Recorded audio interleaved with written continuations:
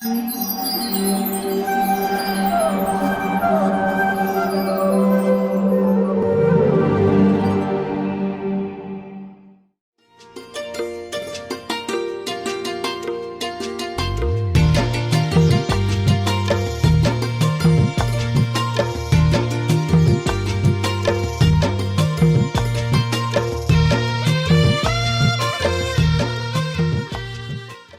कृष्णा।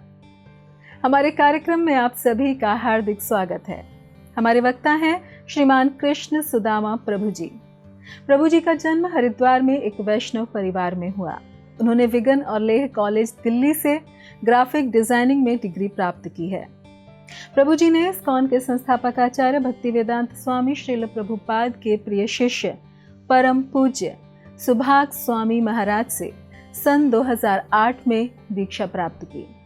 वह दिल्ली में इस्कॉन के पूर्वी कैलाश मंदिर में रहते हुए 5 वर्षों तक युवकों के मध्य प्रचार कार्य किया। पश्चात 1 वर्ष के लिए प्रभु जी अखिल भारतीय पदयात्रा में शामिल हुए। तदंतर उन्होंने 7 वर्षों तक संकीर्तन करते हुए भ्रमण किया। वर्तमान में प्रभु जी विद्यार्थियों के लिए ऑनलाइन कार्यक्रमों का आयोजन करते हैं। तो आइए श्रवण करते हैं श्रीमान कृष्ण सुदामा प्रभु जी के श्रीमुख से। धन्यवाद। हरे कृष्णा। हरे कृष्णा। बलराम जी की दिव्य लीलाओं में आपका फिर से स्वागत है। तो आज हम सुनेंगे कृष्ण बलराम इंद्रप्रस्थ गए, जहाँ युधिष्ठिर महाराज राजसूय यज्ञ कर रहे थे।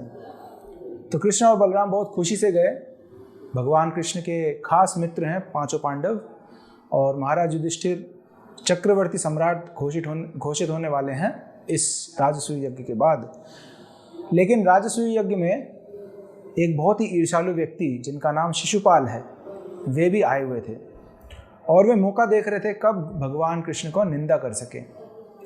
जब महाराज युधिष्ठिर से पूछा गया कि आप सबसे पहले पूजा किसकी करेंगे, जिसको अग्र पूजा कहा गया है, तो महाराज युधिष्ठिर ने कहा कि मैं सबसे पहले भगवान कृष्ण की अग्र पूजा करना चाहता हूँ। तब शिशुपाल ने मौका देखा और भगवान कृष्ण की बुराई करने लगा। बहुत गालियाँ दिए कि ये कृष्ण किसका पुत्र है, अभी तक पता नहीं चला। बचपन में तो ग्वाला था, अभी ये राजा बन गया है। अपने ही मामा को मार दिया इसने, और गोपियों के साथ लीला करता है, और बहुत सारे कायर है, जरासंध से भाग गया ये डर के कारण, और भी बहुत सारे बुराइयाँ करने लगा। तो भगवान कृष्ण के बुआ का बेटा था शिशुपाल, इसलिए शिशुपाल, और ये भी पता था कि कृष्ण ही मारेगा शिशुपाल को, भविष्यवाणी थी। तो इसलिए बुआ जी ने कृष्ण से पूछा कि आप मेरे पुत्र को मत मारना। भगवान कृष्ण ने कहा मैं आपके पुत्र के 100 अपराध तक माफ़ करूँगा, लेकिन जब 100 अपराध के बाद अपराध करेगा तब मैं इसको मृत्यु दंड दूंगा। तो इस प्रकार से इस सभा में, राजसूय सभा में, शिशुपाल अपने होश खो बैठा और लगातार अपराध करता गया। और एक समय जब 100 अपराध पूरे हो गए तो अचानक से भगवान कृष्ण का सुदर्शन चक्र तुरंत निकलते हुए शिशुपाल का गला काटते हुए उनको शांत कर दिया। इस घटना पर शिशुपाल के शरीर से दिव्य एक ज्योति आत्मा जो है वो निकल के भगवान कृष्ण के चरणों में समा गई। वास्तव में शिशुपाल जो हैं वो जय और विजय के अवतार हैं, जो आप श्रीमद् भागवत पुराण में कथा सुनते हैं। इनके एक और मित्र थे जिनका नाम था दंतवक्र, उनका भी कथा सुनेंगे। तो इस घटना के बाद शिशुपाल का एक मित्र था जिसका नाम शाल्व था, और शाल्व वो भी भगवान कृष्ण से ईर्ष्या करते थे। उन्होंने शिव जी की तपस्या की रखी थी, और शिव जी से उन्होंने वरदान प्राप्त किया एक जादुई महल का, उड़न महल जो उड़ता है आसमान में, एक हवाई जहाज जो एक महल के समान बड़ा हो और जो हवा में उड़ते हुए आक्रमण कर सकता है। तो उस महल के साथ, उस हवाई जहाज के साथ शाल्व द्वारका नगरी पे आक्रमण करने पहुंच गए। भगवान कृष्ण और बलराम जी हस्तिनापुर में थे, और जब उन्हें खबर मिली कि शाल्व ने उनके द्वारका नगरी पे आक्रमण किया है, तो कृष्ण बलराम तुरंत सब काम छोड़ के अपने नगरी को बचाने के लिए वापस लौटे। भगवान कृष्ण देखे कि शाल्व अपने जादुई विमान से द्वारका नगरी के मुख्य स्थानों को बर्बाद कर रहे थे। हमला कर रहे थे।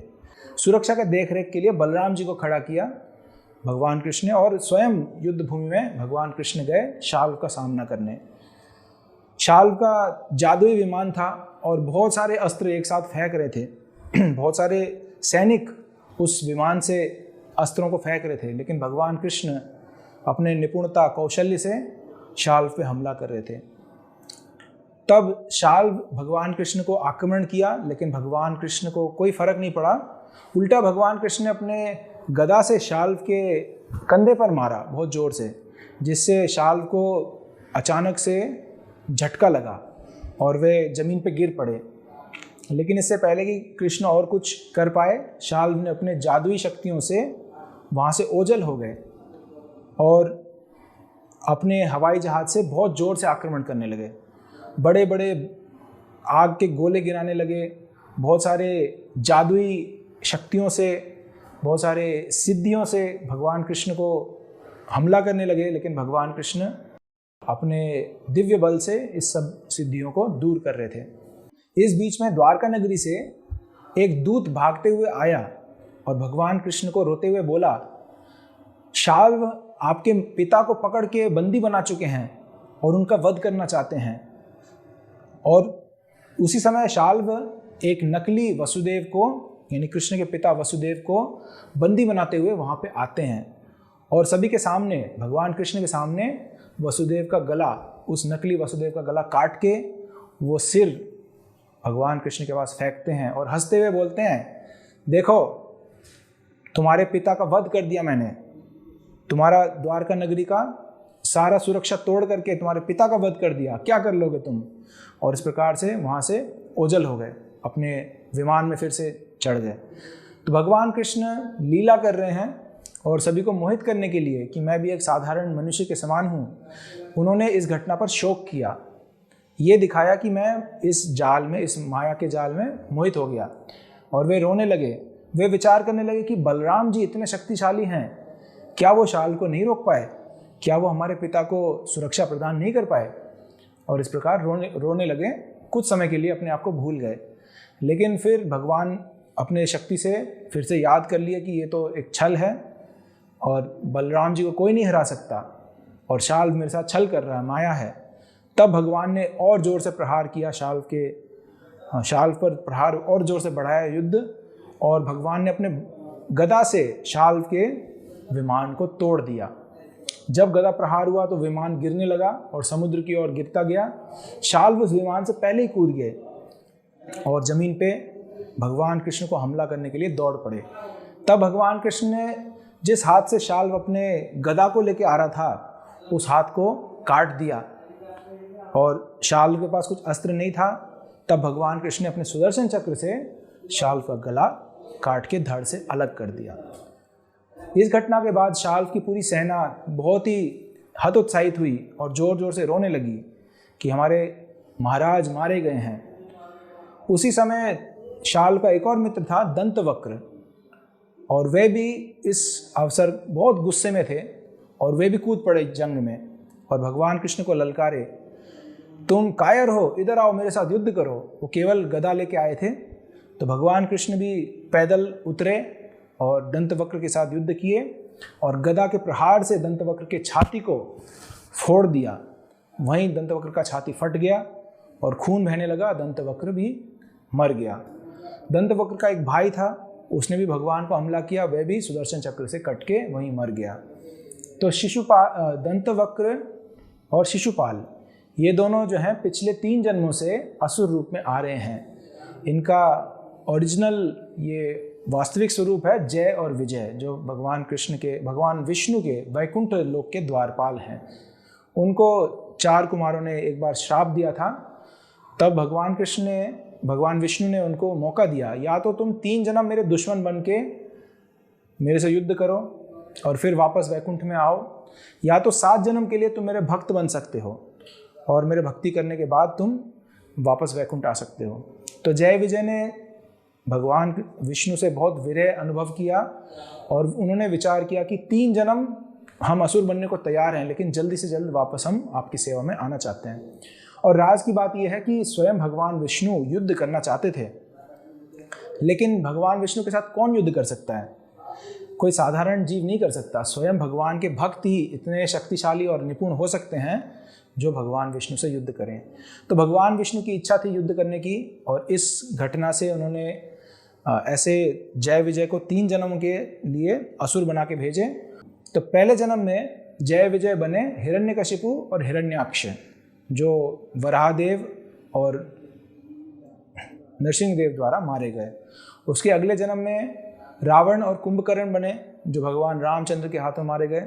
और तीसरा जन्म में शिशुपाल और दंतवक्र रूप में आए, जो भगवान कृष्ण के हाथों मारे गए। तो भगवान अगर किसी असुर को मारते भी हैं तो भी कल्याण है।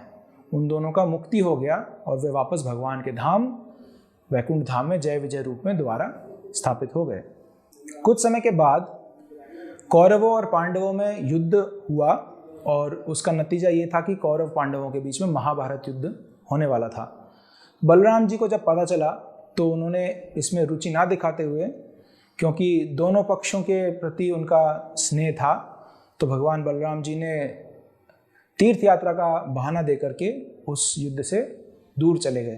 तो भगवान बलराम जी तीर्थ यात्रा अपना शुरू करते हैं प्रभास क्षेत्र, जो गुजरात के खाड़ी में है, प्रभास क्षेत्र से उन्होंने शुरू किया। और उसके बाद सरस्वती नदी को फॉलो करते हुए, सरस्वती नदी के किनारे चलते हुए पृथुदक तीर्थ में स्नान किए, बिंदु सरोवर तीर्थ में त्रितकूप और सुदर्शन तीर्थ भी गए, वहाँ दर्शन किए।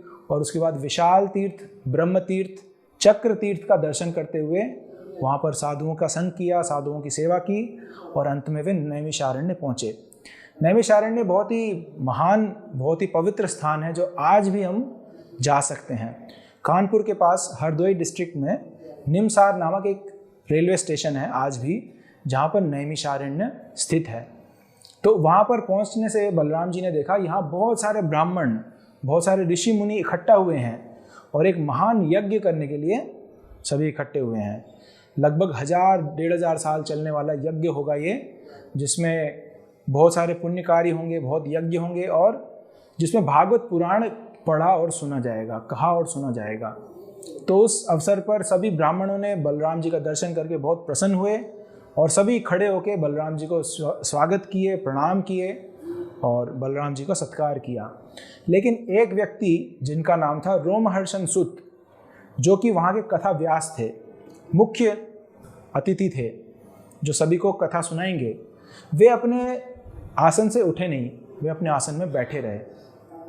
भगवान बलराम जी को ये बात विचित्र लगी कि बाकी सभी ब्राह्मण मेरे को पहचान पाए और आदर सत्कार दिए, लेकिन ये व्यक्ति रोमहर्षण सुत ये बहुत अहंकारी है, इसको घमंड है अपने ज्ञान का।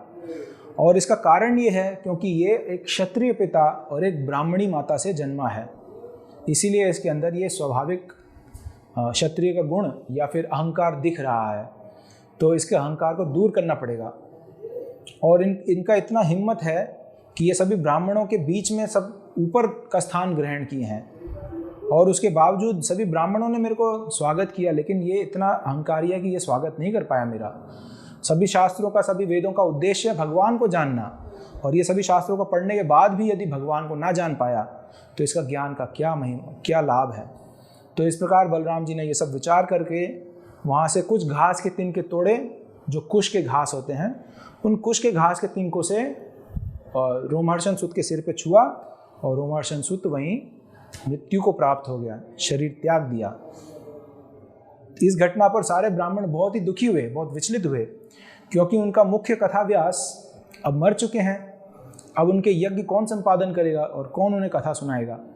तब वे बलराम जी से प्रार्थना करते हैं कि आपने बहुत बड़ा भूल किया है। हमने तो इनको व्यासदेव के शिष्य हैं रोमहर्षण सुत, हमने इनसे कथा सुनने के लिए इनको दीर्घायु का आशीर्वाद दिया था, और हमारा आशीर्वाद विफल हो गया, आपने इनको मार दिया। अब हमको कथा कौन सुनाएगा, और आपको अपने पापों का प्रायश्चित करना चाहिए, आपने एक ब्राह्मण की हत्या की है। तो बलराम जी एक क्षत्रिय के किरदार अदा करते हुए ब्राह्मणों को सत्कार किए, बोले आप जैसे बोलेंगे मैं वैसे करूँगा, और यदि आप चाहें तो मैं रोमहर्षण सुत को अभी तुरंत जिंदा कर दूँ, अगर आप बोलते मैं इनको फिर से जिंदा कर दूंगा। तो ब्राह्मणों ने प्रेम से, क्योंकि भगवान से प्रेम करते ही हैं, बोले नहीं, अगर आपकी इच्छा थी इनका मृत्यु तो इनको मृत्यु ही प्राप्त होनी चाहिए, लेकिन आप हमारे यज्ञ का संपादन किसी और योग्य व्यक्ति से कराइए और आप अपने ब्राह्मण हत्या का भी प्रायश्चित करें। तो बलराम जी ने रोमर्शन सूत के पुत्र उग्रश्रव सूत को अपने पिता के स्थान पर कथा व्यास बना दिए।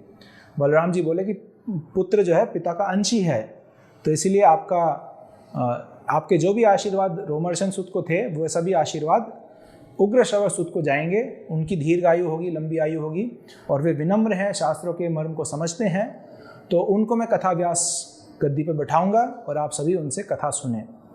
तो इस घटना के बाद फिर सूत गोस्वामी जो भागवत के कथाकार हैं, उग्रश्रव सूत, उन्होंने श्रीमद् भागवत पुराण सौनक आदि ऋषियों को सुनाया, जो कि आज हमें भागवत पुराण के रूप में प्राप्त होता है। और ये सारी घटनाएं, बलराम जी की कथाएं, ये सभी जो है भागवत पुराण में ही उल्लेख हैं। और जहाँ तक प्रायश्चित की बात थी, तो सभी ब्राह्मणों ने बलराम जी से निवेदन किया कि यहाँ पर एक बलवल नामक असुर है जो हमारे यज्ञों को हमेशा अपवित्र करता है। हम जब भी कुछ अनुष्ठान करने जाते हैं, यज्ञ या पूजा करने जाते हैं, तो बलवल असुर अपने दोस्तों के साथ उड़ते हुए हमारे यज्ञ कुंड में हड्डियाँ, मांस और गंदे चीज़ें फेंक देता है और हमारे यज्ञ को अपवित्र कर देते हैं। तो प्रायश्चित के रूप में आप इस बलवल असुर का वध करें तो हम इसको प्रायश्चित मान लेंगे। तो बलराम जी ने बहुत खुशी से वहाँ इंतज़ार किया, और जिस समय यज्ञ चल रहे थे, बलवल असुर एक बादल के रूप में बहुत सारे असुर आए और वहाँ पर यज्ञ कुंड को दूषित करने का प्रयास किए। उससे पहले ही भगवान बलराम जी ने अपने हल से बलवल असुर को नीचे खींचा और उनको वहीं मार दिया, मृत्यु के घाट पहुँचा दिया। बलराम जी से सभी ब्राह्मण बहुत प्रसन्न हुए और बलराम जी को आशीर्वाद दिए, और उसके बाद बलराम जी अपने तीर्थ यात्रा का फिर से प्रस्थान किए। नैमिषारण्य के बाद भगवान बलराम जी प्रयागराज तीर्थराज प्रयाग में गए, जहाँ पर गंगा, यमुना और सरस्वती का संगम होता है। और यहाँ पर जब देवता और असुरों के बीच में युद्ध चल रहा था नेक्टर या फिर अमृत को लेकर के, तब यहाँ पर कुछ बूंद गिरे थे अमृत के। तो इसीलिए आज भी भारत भूमि में हर 4 साल बाद, हर 12 साल बाद महाकुंभ मेला लगती है, हर 4 साल बाद अर्ध कुंभ मेला लगती है, जहाँ पर सभी साधु लोग इकट्ठे होते हैं और स्नान करते हैं उस अमृत का पान करने के कोशिश में। और वास्तव में इसका मुख्य उद्देश्य है कि सभी साधु जब एक संग आएंगे तो वहाँ पर साधुओं का संग करने का अवसर मिलेगा। सभी गृहस्थी लोग हैं या संसार में जो कार्य में रत लोग हैं, वे अपने कार्य छोड़ करके तीर्थ यात्रा के बहाने आ सकते हैं, स्नान के रूप में आ सकते हैं, और वहाँ ऐसे महान मुनि और ऋषियों से, भक्तों से कथा सुन सकते हैं और शुद्धिकरण संभव हो सकता है। तो आज भी ये प्रथा चलती आ रही है। तो कुंभ मेला का मुख्य उद्देश्य है साधुओं का संग करना, उनसे भगवान की कथाएं सुनना और मोक्ष का मार्ग खोलना, अपना जन्म मृत्यु चक्र से मुक्ति का मार्ग प्राप्त करना। इसके बाद प्रयागराज के बाद भगवान बलराम जी गया गए, जहाँ पर भगवान रामचंद्र जी ने भी अपने पूर्वजों का पिंडदान किए थे और अपने पिता का संस्कार किए थे वहाँ पे। और बलराम जी ने भी अपने पूर्वजों का संस्कार किया वहाँ पे, पिंडदान किए, और उसके बाद गंगा सागर पहुँचे, जो बंगाल के खाड़ी में है, जहाँ माता गंगा जो है समुद्र से मिलती हैं। वहाँ पर कपिल देव का आश्रम आज भी है, जहाँ पे आप जाके दर्शन कर सकते हैं। बलराम जी स्वयं वहाँ गए, दर्शन किए, और उसके बाद महेंद्र पर्वत पे परशुराम जी से भेंट किए, परशुराम जी के साथ प्रणाम किए और उनके साथ कुछ चर्चा किए। महेंद्र पर्वत के बाद भगवान बलराम जी महाराष्ट्र में शैलापुर नामक एक बहुत पौराणिक नगर था, जहाँ शिव जी का पूजा होता है। तो शैलापुर में भगवान बलराम जी गए और उसके बाद दक्षिण भारत में प्रवेश किए। दक्षिण भारत में सबसे पहला और सबसे मुख्य तीर्थ है तिरुपति, जो भगवान बलराम जी ने भी दर्शन किया तिरुपति का। आज तो बहुत बड़ा मंदिर है, लगभग 1500 साल पहले वहाँ पर रामानुजाचार्य आए और इस मंदिर का स्थापना किए, जहाँ पर बालाजी, तिरुपति बालाजी का सेवा पूजा होती है। उसके बाद विष्णु कांची, शिव कांची और रंगनाथ मंदिर का क्षेत्रों का दर्शन किए। तो रंगनाथ क्षेत्र बहुत ही पौराणिक है और वहाँ भगवान विष्णु का बहुत ही विशाल मूर्ति आज भी प्राप्त है, विग्रह है, बहुत ही आदर सम्मान के साथ पूजित है। उसके बाद मदुरई नगरी का भ्रमण किए, वहाँ का जो तीर्थ है वहाँ भ्रमण किए और सेतुबंध आ पहुँचे। सेतुबंध जहाँ भगवान रामचंद्र ने लंका जाने का पुल बनाया था, पुल बांधे थे, और वहाँ पर ब्राह्मणों को दान दिए, यज्ञ किया और स्नान किए वहाँ पर समुद्र में। उसके बाद मलय पर्वत का दर्शन किए और कन्याकुमारी भारत का सबसे दक्षिण हिस्सा है, उधर भी दर्शन किया। उसके बाद केरल में प्रवेश किए जहाँ गोकर्ण तीर्थ है, और दंडकारण्य जहाँ भगवान रामचंद्र ने अपने वनवास का समय, अधिकतर समय वहाँ गुजारा था। और दंडकारण्य के बाद महिष्मतिपुर के मार्ग से भगवान बलराम जी वापस प्रभास क्षेत्र आ पहुँचते हैं, जहाँ से उन्होंने यात्रा प्रारंभ की। तो भगवान बलराम जी ने इन 1-2 सालों में पूरे भारत के सभी तीर्थों का भ्रमण किया। पश्चिम भारत से अपनी यात्रा शुरू करते हुए पूर्व की ओर गए बंगाल, और फिर वहाँ से दक्षिण की ओर गए, और दक्षिण के बाद फिर दोबारा उत्तर की ओर, पश्चिम की ओर गए, और इस प्रकार से पूरा परिक्रमा जैसे पूरा कर लिया। जब वे वापस पहुँचे द्वारका नगरी, तब उन्हें पता चला कि महाभारत का युद्ध घटित हो चुका है और केवल कुछ चंद लोग ही बचे हैं, जिसमें से दुर्योधन और 5 पांडव आज अभी भी जिंदा हैं, लेकिन वे दुर्योधन और भीम के बीच में घमासान युद्ध होने वाला है, गदा युद्ध। और बलराम जी दोनों पक्षों को पसंद करते थे, इसलिए उस स्थान पे आ पहुँचे, महाभारत के कुरुक्षेत्र स्थान पे आ पहुँचे, और दुर्योधन और भीम दोनों को संबोधित करते हुए बोले कि तुम दोनों मेरे को प्रिय हो और मैं तुमको दोनों का हित के लिए ये बात बता रहा हूँ। भीमसेन में ताकत ज़्यादा है, शक्ति ज़्यादा है, लेकिन दुर्योधन में कौशल ज़्यादा है। तो इसके होते हुए कोई भी विजयी नहीं होगा, इस युद्ध का कोई नतीजा नहीं निकलेगा। इसलिए मैं यही प्रस्तावना दे रहा हूँ तुम दोनों को कि तुम दोनों एक दूसरे को माफ़ कर दो और इस युद्ध को यहीं समाप्त कर दो। लेकिन दुर्योधन और भीम एक दूसरे को सहन नहीं कर पा रहे थे। बचपन की ईर्ष्या और आग जल रही थी दोनों के हृदय में, दोनों ही एक दूसरे के दुश्मन थे। तो बलराम जी ये स्थिति देखकर समझ पाए कि मेरे यहाँ पे उपदेश देने का कोई फ़ायदा नहीं होगा, इसीलिए इसका नतीजा जानते हुए बलराम जी उस स्थान को छोड़ के वापस द्वारका नगरी को लौटे। उसके बाद भीमसेन ने छल से दुर्योधन का वध कर दिया और बलराम जी संसार से विरक्त होकर के फिर से नैमिषारण्य गए, जहाँ पे ऋषि मुनि लोग यज्ञ कर रहे थे, और वहाँ जाके फिर से बलराम जी ने कई सारे पुण्य कार्य किए, यज्ञ किए उन ऋषि मुनियों के अधीन, और उसके बाद वहाँ पर स्नान किए, अवव्रत स्नान के नाम से स्नान करके शुद्ध पवित्र हो गए। आगे की लीलाएं हम अगले सेशन में सुनेंगे, जहाँ भगवान कृष्ण और बलराम वृंदावन के आए हुए ब्रजवासियों से मिलन करेंगे और कुरुक्षेत्र में सूर्य ग्रहण का अवसर पे महामिलन होगा। हरे कृष्णा। ऐसे ही और भक्तिमय कार्यक्रमों के लिए देखिए हरे कृष्णा टेलीविजन, और इसे प्राप्त करने के लिए आप अपने केबल अथवा DTH ऑपरेटर से संपर्क करें तथा और अधिक जानकारी के लिए आज ही डायल करें 7666 839 839।